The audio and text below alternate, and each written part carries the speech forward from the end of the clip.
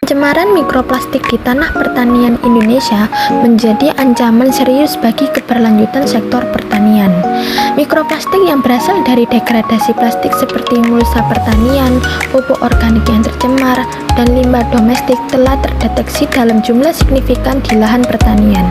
Studi menunjukkan bahwa konsentrasi mikroplastik di tanah pertanian bisa mencapai 23 kali lebih tinggi dibandingkan di lautan.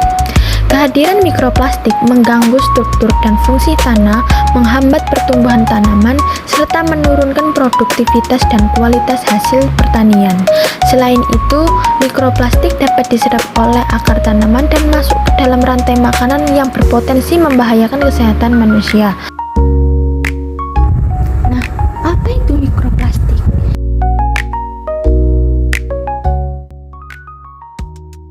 Mikroplastik merupakan partikel plastik berukuran sangat kecil yang biasanya kurang dari 5 mm yang berasal dari degradasi produk plastik besar atau diproduksi langsung dalam bentuk kecil seperti mikrobits dalam produk kosmetik. Partikel ini sulit terurai dan dapat tersebar luas di lingkungan yang dapat mencemari tanah, air, dan udara serta membahayakan organisme hidup karena sifatnya yang mudah menyerap polutan beracun. Salah satu sumber mikroplastik adalah hancurnya serpihan plastik yang lebih besar menjadi potongan-potongan yang lebih kecil, yang terkadang menjadi partikel yang terlalu kecil untuk dilihat. Sumbernya bisa sangat beragam, tetapi kontributor utamanya meliputi pakaian sintetis, ban mobil, dan debu kota. Sumber mikroplastik lainnya berasal dari mikroplastik buatan. Mikroplastik buatan umumnya digunakan dalam produk perawatan pribadi karena sifatnya yang abrasif dan mengelupas. Contoh produk yang menggunakan mikroplastik buatan antara lain bahan pembersih, gel mandi, dan krim yang dapat mengandung hingga 10% plastik.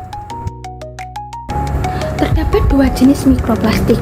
Yang pertama, mikroplastik primer yang diproduksi langsung untuk produk tertentu yang dipakai oleh manusia seperti sabun, deterjen, kosmetik, dan pakaian. Yang kedua, yakni mikroplastik sekunder, hasil degradasi plastik yang lebih besar, contohnya berasal dari penguraian sampah plastik atau buangan kantong-kantong plastik, baik kantong plastik yang berukuran besar maupun kecil. Kemudian ada styrofoam, kemasan-kemasan makanan siap saji, dan botol-botol minuman plastik yang ada di lautan. Kedua jenis mikroplastik ini dapat bertahan di lingkungan dalam waktu yang lebih lama. Penyebaran mikroplastik terjadi melalui berbagai jalur, baik dari tanah, air, maupun udara yang dapat mencemari lingkungan. Yang pertama, air. Mikroplastik dapat terseret oleh aliran sungai dan masuk ke laut, serta dapat ditemukan di sedimen perairan.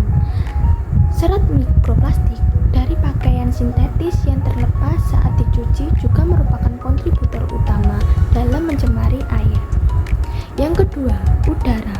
Partikel mikroplastik yang terbawa angin dapat mencemari udara dan lingkungan sekitar serta mengendap di berbagai tempat. Yang ketiga, tanah. Penyebaran mikroplastik di tanah terjadi melalui berbagai jalur, termasuk pembuangan limbah ke tempat pembuangan akhir, penggunaan pupuk organik, dan hasil limbah cair yang terkontaminasi plastik atau mikroplastik. Kemudian, air irigasi yang terkontaminasi mikroplastik dapat membawa mikroplastik ke lahan pertanian.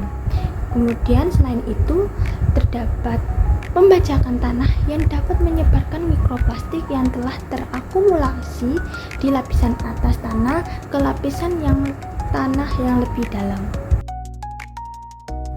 Dampak mikroplastik terhadap ekosistem dan kesehatan tanah. Mikroplastik dapat menghambat aktivitas mikroba serta mengganggu keseimbangan mikrobioma tanah yang penting untuk kesuburan dan kesehatan tanah, yang menyebabkan cacing-cacing tanah kehilangan berat dan menurunkan perannya dalam menjaga kualitas tanah. Selain itu, mikroplastik dapat masuk ke tanaman melalui akar yang dapat menghambat pertumbuhan, menurunkan kualitas serta hasil panen. Kehadirannya juga mengubah struktur tanah, mengurangi kemampuan tanah menampung air dan nutrisi, serta mengganggu difusi air dan oksigen. Mikroplastik dapat menurunkan ketersediaan nutrisi dan menyebabkan penurunan perkecambahan benih serta pertumbuhan akar. Selain itu, mikroplastik dapat menyerap polutan yang berbahaya seperti logam berat dan pestisida.